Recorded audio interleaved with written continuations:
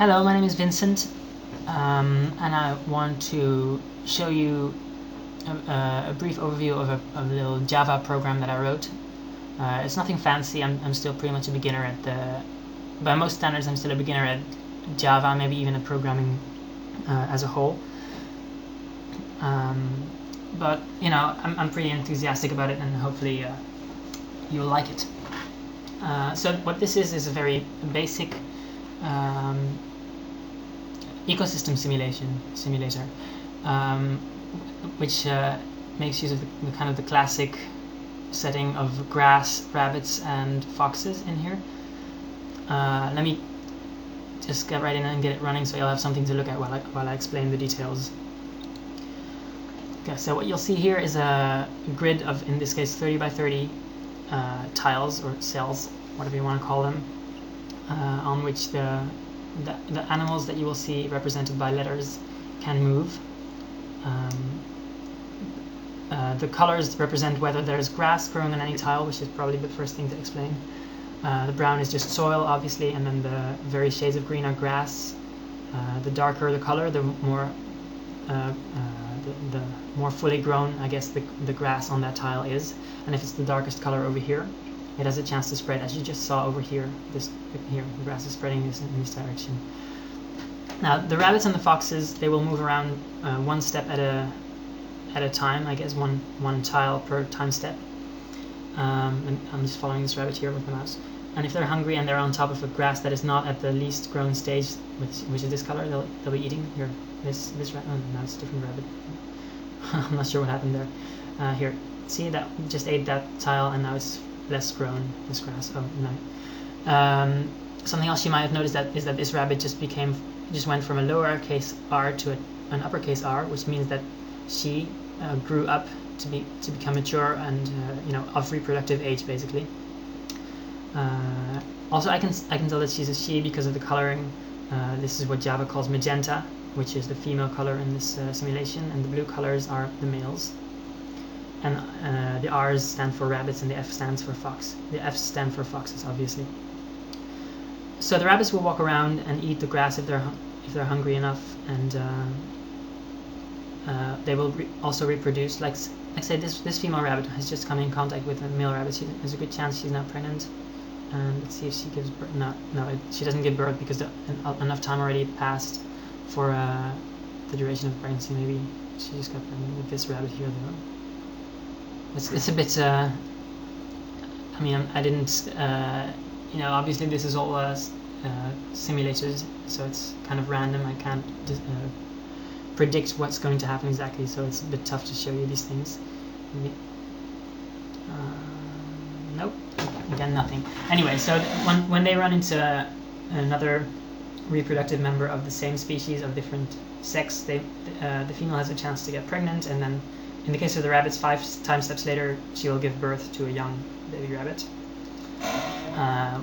which will then be part of the simulation. So that's basically what the rabbits do. They run around, they eat, they mate. Basically, that's basically it. Well, they might die of old age, but that's not likely to happen with the foxes around. What the foxes do is they will also go around, they will also eat, but obviously they won't eat grass but rabbits. And they will also reproduce in a similar fashion.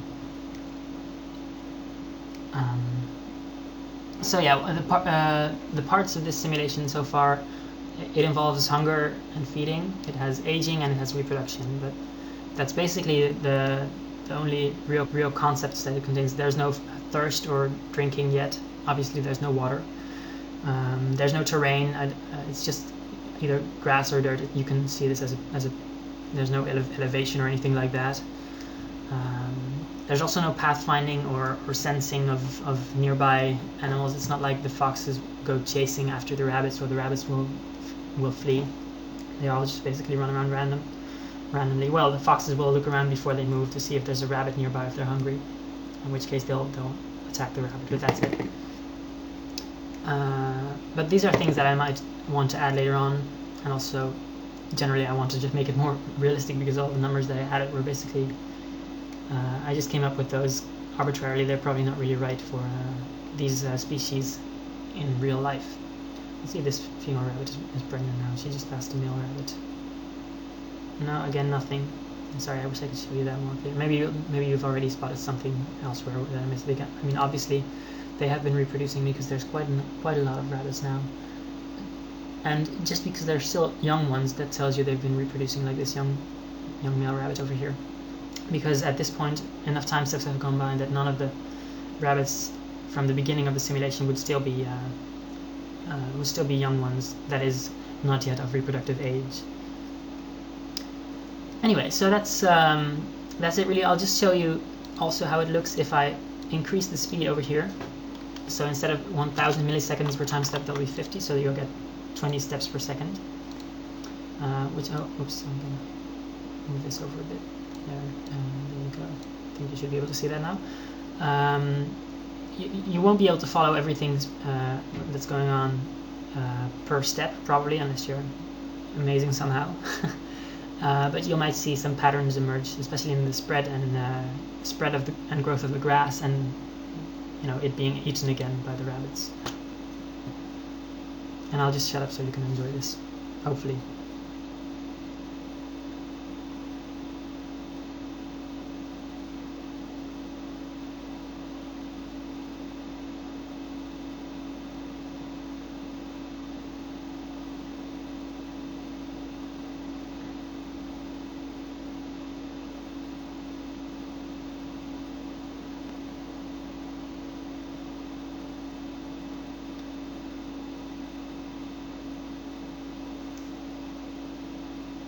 That's unfortunate. Usually they survive a bit longer. In this case, as you can see, there's no more females left, and there's only 2 male foxes here now, so they're not going to live long without any food. They're just going to die of old age in a bit, or of hunger, probably more likely. Okay, let me try again. I mean, since I haven't tested it much since the foxes were working. Before they were working, you used to get pretty interesting patterns with rabbits. Well, first there would be few rabbits, and the grass would spread, and there'd be lots of grass, and the rabbits had lots of chances to reproduce and flourish. But then there'd be too many rabbits, and then the grass started to get eaten again, and then there wouldn't be enough grass, and then the rabbits would die off again, and the whole thing would start over again. But now it tends to be that different, because the foxes tend to eat the rabbits too quickly, and after a while you're just left with foxes and grass, and obviously that's not a very stable situation. But I'll probably have to tweak the numbers a bit and see how that goes. But let's try again.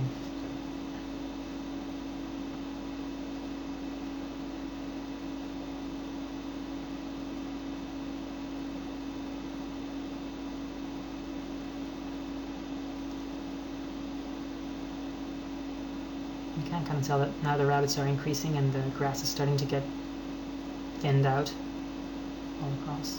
And then if I pause now, you can see there's tons of rabbits all over the place, but they're not going to last on this small amount of grass. So even now you can see there's only a few rabbits left. Actually, yeah, there's still a few females as well, so they can still hold out if they're lucky. Lots of grass again.